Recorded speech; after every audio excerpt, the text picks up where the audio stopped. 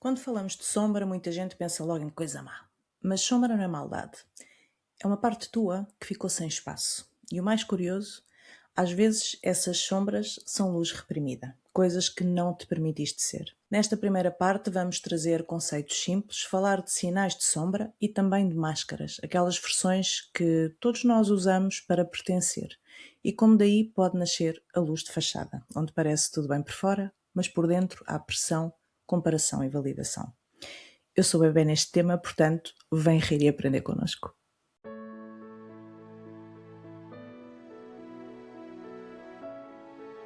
Este é o Encontro Luminoso, um espaço de partilha honesta de espiritualidade vivida com os pés na terra. Sem perfeições, sem personagens, apenas mulheres reais, ferramentas diferentes e aquele amor que te ajuda a conectar com a tua própria verdade. Aqui vais ouvir vivências, tropeções, gargalhadas e dicas práticas que fazem diferença no teu dia-a-dia. Pronta para voltar a ti? Então, abrimos o círculo.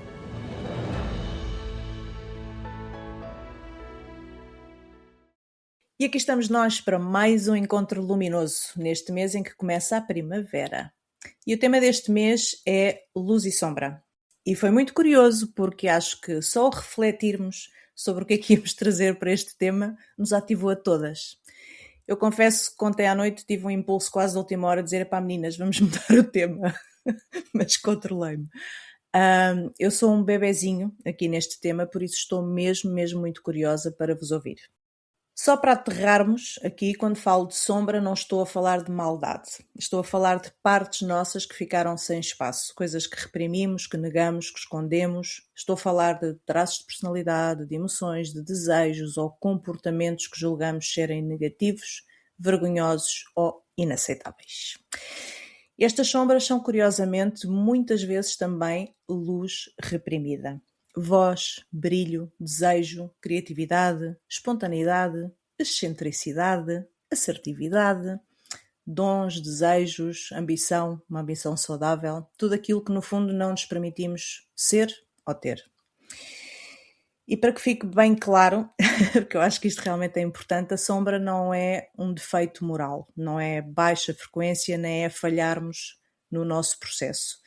E sentir emoções difíceis também não é sombra, mas pode virar sombra quando eu deixo de sentir, quando eu nego ou quando eu escondo. Eu gostava também de mencionar as máscaras, a persona, que falava o Carl Jung, que são aquelas versões nossas, aquelas que nós usamos para pertencer e para funcionar. Elas podem ser úteis, mas quando viram casa, deixamos de viver a verdade e começamos a viver para manter a imagem. As sombras, como tal, começam mais a dar o ar da sua graça quando vamos evoluindo. Isto acontece porque temos mais consciência, estamos mais presentes, portanto a luz começa a iluminar o que estava escondido.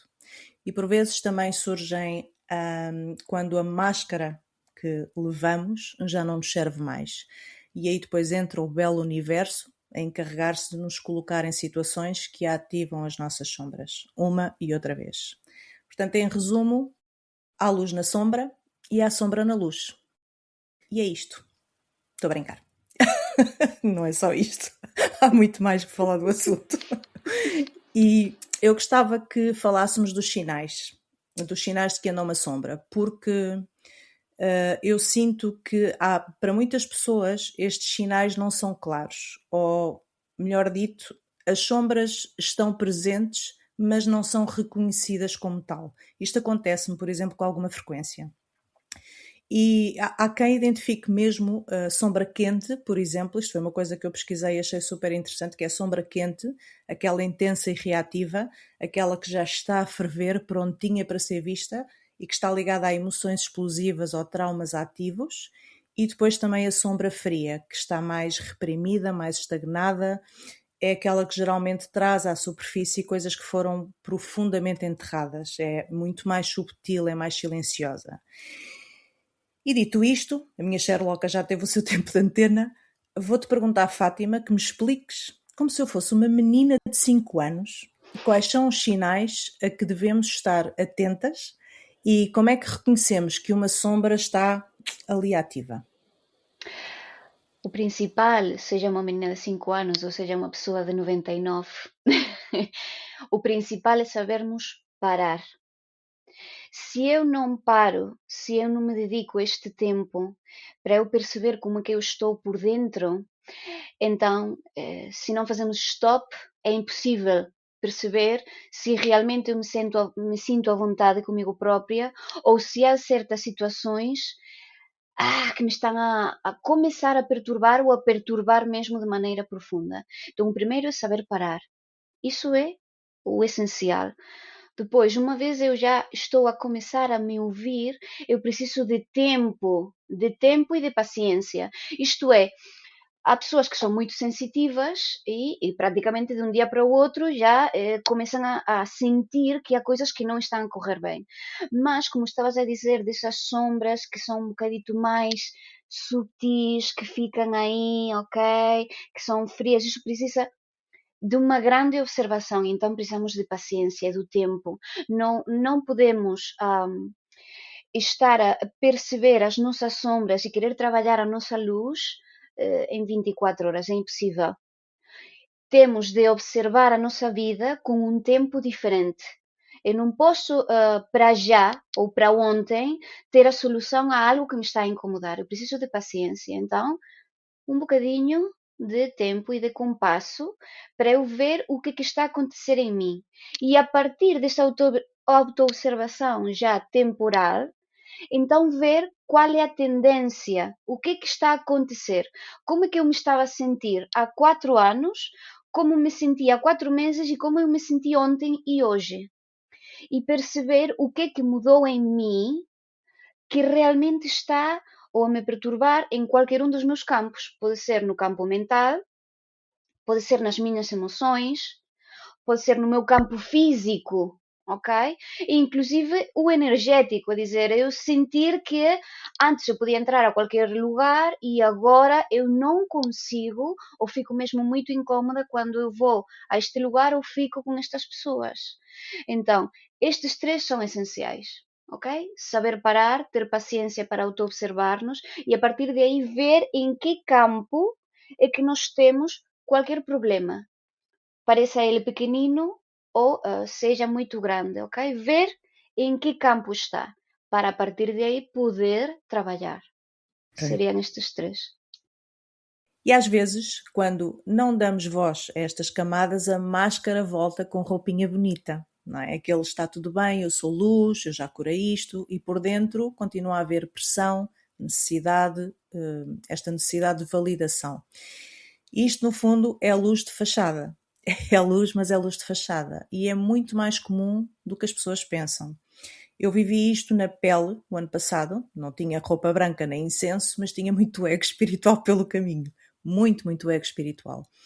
E como eu estive quase toda uma vida adormecida, eu achei ingenuamente que o trabalho interno que eu já tinha feito e com tudo aquilo que tinha mudado na minha vida, porque mudou muita coisa, eu sinceramente achei que, epá, está tudo curado. Tudo o que havia para curar está curado, eu estou mesmo espetacular. E eu não percebi que estava novamente a navegar em algumas das minhas sombras, como, por exemplo, o não ser suficiente sem fazer muito. E eu camuflava isto com, epá, as minhas clientes necessitam de mim, a salvadora, não é? Epá, as pessoas precisam de mim. E pus-me num extra effort, não é?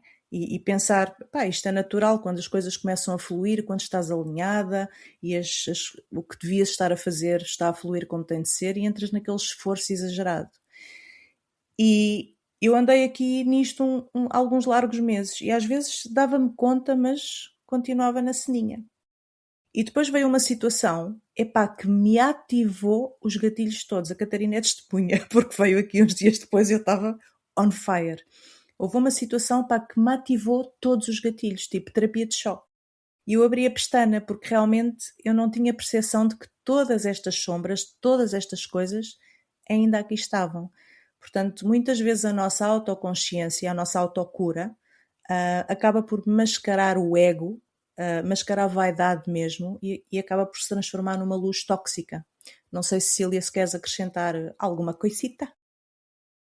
Então, quando tu estavas a falar da sombra fria, estava a pensar, que é aquela que não é tão óbvia. Estava a pensar num padrão que é muito transversal a grande parte das pessoas, onde eu também me incluo, que é o padrão de querer agradar às pessoas. E uma vez que nós estamos a agradar às pessoas, acabamos por dizer aquilo que as pessoas querem ouvir, não é? E então acabamos muitas vezes por obter o A boazinha, né?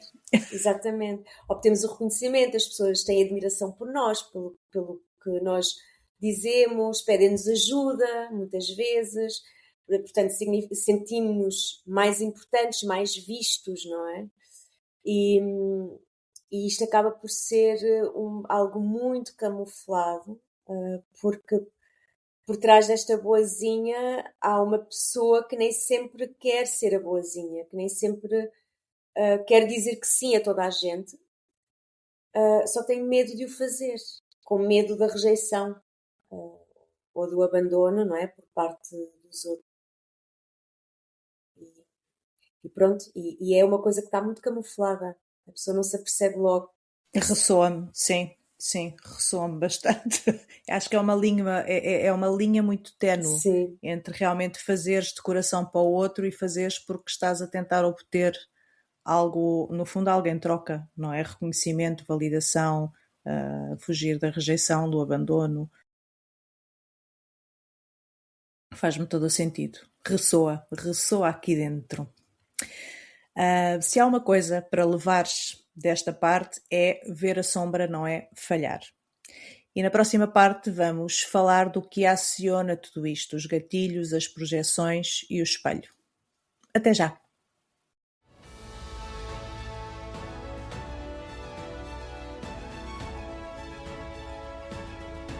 E por hoje ficamos por aqui, para o sistema nervoso não panicar. Se algo tocou em ti, não tentes perceber tudo. Escolhe apenas uma coisa para aplicares este mês. Uma. E se este episódio te ajudou, partilha, porque a cura em grupo multiplica a energia. Obrigada por estares connosco.